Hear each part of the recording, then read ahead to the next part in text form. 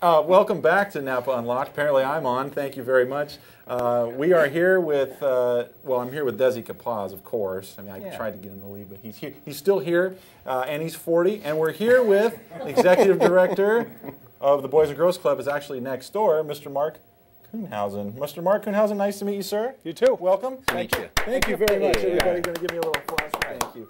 Thank you. That was sincere? I'm sure. Mark is extremely serious, so everybody don't just take everything with a grain of salt, he says. Mark, welcome. Thank you. How was the commute coming over here? Well, it wasn't too bad. I got bottlenecked at the front door, but I made it here in about 2.5 minutes. About 2.5 minutes. Yeah, it's the line of guests that we have at the door every so often gets a little bottlenecked right in there. Yeah, and the fans were the ones that were tough. Yeah. And all the guys handing out truffles, too, because there's a lot of truffles. Truffle balls. Did you get a truffle? Truffle balls. Thank you. Yeah. You're in truffle. Thank you very much. Mark is the executive director, as we said, of the Boys and Girls Club, which is, we're making a joke because logistically it's right next door, so we're making a funny there, if you didn't get that. Mark is here to represent some of the things that are happening this month, and we're also going to talk about some of the other Boys programs and the Girls that Club. the Boys and the Girls Club do.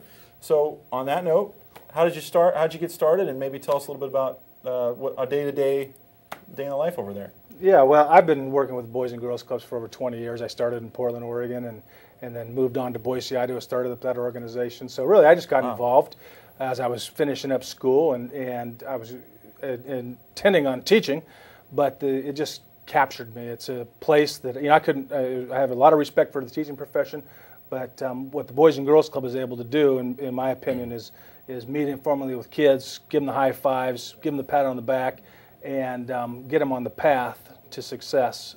So, you know, that's kind of how I got started in this business, and that's kind of my goal. I'd like to make sure that kids have the opportunity, give them hope, and put them on the path to success. And I've been here at this organization for about 15 months now, and great organization. We've got 13 program sites, serving about 1,200 kids every single day after school in this community. Wow.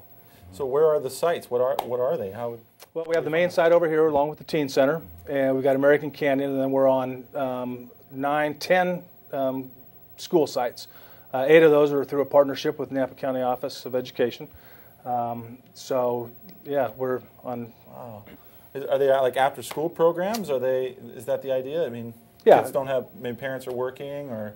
Yeah, after school, and then, you know, we're open on during holiday breaks and summer, running summer day camps at our 2 main locations. So yeah, we keep busy. We keep a lot of kids busy and out of trouble. Well, that's what I did. I mean, you know, during my youthful years, I did have those years, actually, a long time ago. I guess now 40 years ago, because he mentioned it about 40 times. Anyway, so yeah, I did. You know, growing up in the mean streets of Tampa. No, I'm just kidding. I did attend the Boys Club, and it was. I mean, it did. But it was the Boys and Girls Club. No, actually, it was the Boys Club. Oh, you had the Boys Club. I had just the Boys Club back then, and you know, but they grew, and did they not have girls back then? Oh boy, sorry.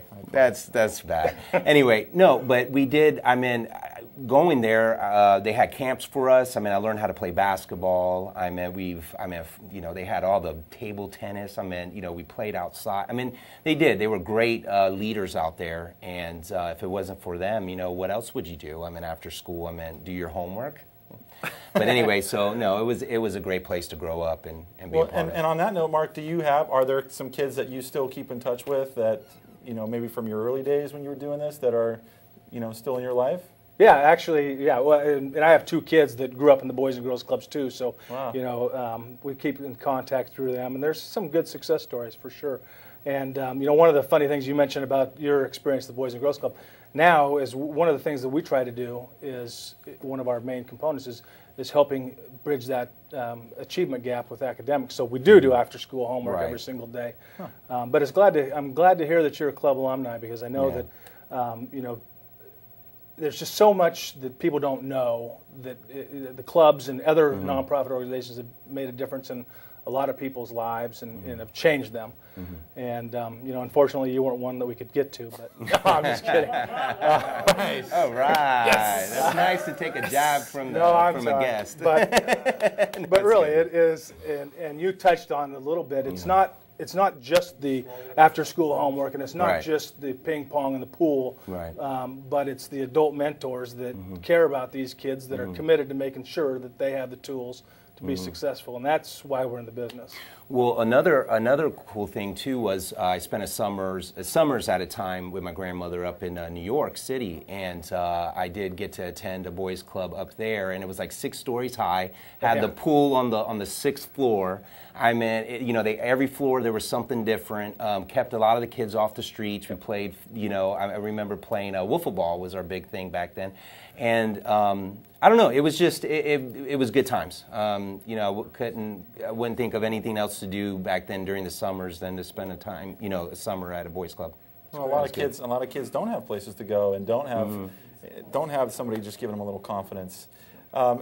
Now, obviously, you guys need a little bit of monetary confidence of your own. You guys are not necessarily a business. You say this is the business we're in, but really the business is funded by a lot of the public, is it not? And well, yes, and our organization doesn't work unless the community rallies behind it and says young people are important.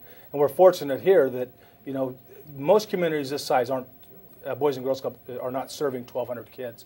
We have the partnership with the Napa County Office of Education that provides a lot of funding. But then we do fundraisers, like our gala and our crab feed that's coming up. Right. And then individual donations. We have an individual Great Futures campaign. So really, to make Boys and Girls Club successful, the community needs to support it, not only with their financial resources, but with their talents and treasures and their time. Yeah, right. Exactly. Well, let's focus on the crab feed coming up. What, January 28th? 28th, right. Mm-hmm. January 28th, we'll have 800 people. And we'll raise probably a little over $50,000. We've got a silent auction that is all around the hall there. And we can always use more silent auction. Is that the fairground? It's at the fairgrounds. Okay, Yep. okay. On the 28th. Expo Hall, Chardonnay Hall. And I interrupted you, but you were about to say that we always need silent auction items, right? I mean, yeah, silent auction items. We make our money really on the silent auction items and the sponsorships. So give an example to the viewers of what that would be. May be implied, but for the silent auction, anything from like gift certificates, tours. We got quite a bit of wine donated, trips. It can be a variety of things that you would just want to go out and purchase. A barbecue, a freezer, set of tires, oil change. So really, it's if you're thinking about what you can contribute, think about something that you would want to go out and purchase. Okay. And those are the things that do well for us. Is there a live auction? Is it a silent auction? This is all just a silent auction. All silent auction. Okay. But there are sponsorships to buy tables, and there are some packages as well. I think we're gonna put the flyer up. But maybe run down a couple of those. The King Crab sponsorship gets you a table of 24. Okay. And that's $2,500 to be a King Crab sponsor, and then you can take all your friends. And then we also have another level at $1,250, which gets you 12 seats. And so it just goes down from there. Or you, as an individual, if you can't find friends, you can go as an individual at $60 a piece. So you're in luck. Yes. So we can accommodate everybody. Yeah. I'm sorry. You could slap me at some point. Well, and then you also are looking for some volunteers and anything else for? No, I think that really if we can just get people there and get the silent auction items, we do have, we've been doing this for a number of years. They got it down pretty well. Okay. Last year was my very first crab feed, and it's very impressive how a crab feed works. They don't have too many crab feeds in Boise, Idaho. So those are the are they Rocky Mountain oyster feeds up there? There are, but that's a whole other ball of wax. Yeah. Thank you very much. I'll be here all week. Yeah. Tip your waitress. So I know that you're probably gonna be there. Sure, of course. There's no question. And I was going to say that we're going to have the information up for you, but there is a website to go to, thepositiveplace.org, and it's a great website. Just go on there and it'll have all the information for the crab feed. But Mark, it was great to have you though today. Yeah, thank you so much, Mark. Thank you very much. It's a pleasure. We're looking forward to helping to send some more business, quote unquote business, but volunteers, silent auction items. Please help the community, help the boys and girls of Napa Valley. Thank you very much to Mark Kuhnhausen, the Executive Director next door at the Boys and Girls Club. We are coming to the end of our half hour, our figurative hour, and we got some great stuff coming up in the next couple of months. We're being snapped at. And please like us on Facebook. Just search our name, Napa Unlocked, and we have also our email address, napaunlocked@gmail.com. So please, I mean, you know, give us some support here. I mean, we want to hear from you. Or some feedback on the show. If you'd like to be on the show, you have ideas for the show, or you'd like to tell Desi what a truffle really is, go ahead and go to the Facebook and let us know. We will also have some things streaming on YouTube, so you can look for us there. We got a great show, a great year coming up. So make sure you come back next month and visit us here on Napa Unlocked. Same time, same channel.